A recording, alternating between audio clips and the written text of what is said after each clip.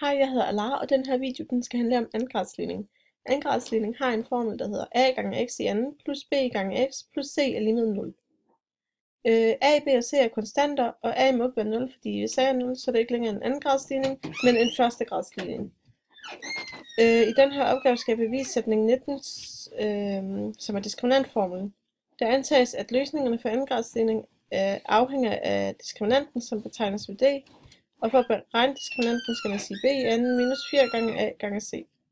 Når det er større end 0, er der to løsninger, og de beregnes ved at sige minus b plus minus kvadratroden af d divideret med 2 gange a. Og når det er lige med 0, er der en løsning, og den beregnes ved at sige minus b divideret med 2 gange a. Når det er mindre end 0, er der ingen løsninger.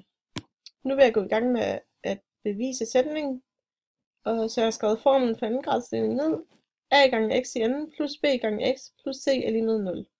Det antages, at det er en god idé at gange med 4a på begge sider af lighedstegnet. Vi ved ikke hvorfor. Det gør der bare.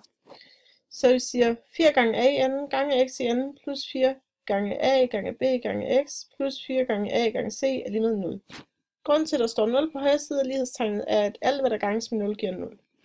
Så antages det også, at det er en god idé at minus med 4 gange a gange c på begge sider af lighedstegnet, og vi ved heller ikke hvorfor. Men ja, det gør vi bare.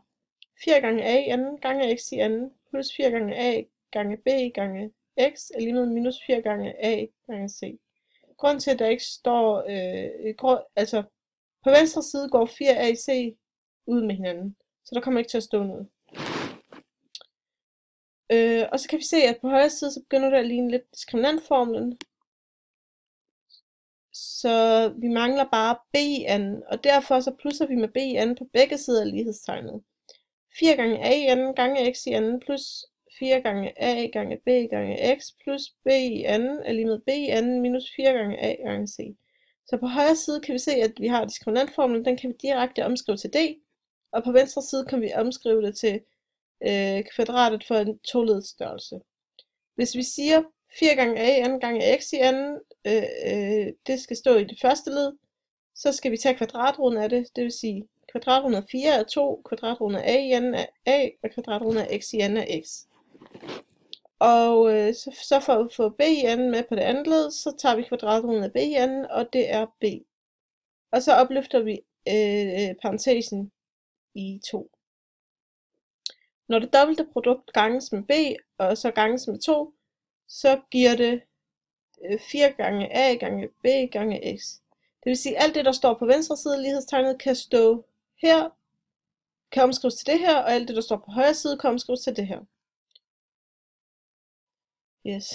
Når det er større end 0, er der to løsninger, og dem det vil jeg bevise formlen for. Parentes 2 gange a gange x plus b, parentes slut, i anden er lige med d. Så tager vi kvadratroden på begge sider af lighedstegnet, og på venstre side går kvadratroden ud, så der kommer til at stå 2 gange a gange x plus b er lige med kvadratroden af d. Og så for at isolere x endnu mere, så minuser vi med b på begge sider af lighedstegnet, så der kommer til at stå 2 gange a gange x er lige med minus b plus minus kvadratroden af d. Og så vil vi isolere x endnu mere, så vi dividerer med 2a på begge sider af lighedstegnet, og 2a går ud på venstre side, så der kommer til at stå x er lige med minus b plus minus kvadratroden af d dividerer med 2 gange a. Så nu har jeg bevist formlen for de to løsninger, og når d er lige med 0, er der en løsning, og den skal jeg også bevise formlen for. Så der kommer til at stå parentes 2 gange a gange x plus b, parentes slut, i anden er lige med 0, da d jo er 0. Og så tager vi kvadratroden på begge sider af lighedstegnet, og på venstre side går den ud, og på højre side, der kommer der til at stå 0, fordi at kvadratroden af 0 er 0. Så der kommer til at stå 2 gange a gange x plus b er lige med 0. Så for at isolere x endnu mere, minuser vi med b på begge sider af lighedstegnet, og på venstre side går de ud med hinanden, så der kommer til at stå 2 gange a gange x er lige med minus b. Og så vil vi isolere x endnu mere, så vi dividerer med 2a på begge sider af lighedstegnet, og 2a går ud med hinanden på venstre side af lighedstegnet, så der kommer til at stå x er lige med minus b, dividerer med 2 gange a. Nu har vi også bevist formlen for, når der er en løsning, og når d er mindre end 0, er der ingen løsning, så der er ikke noget at bevise der.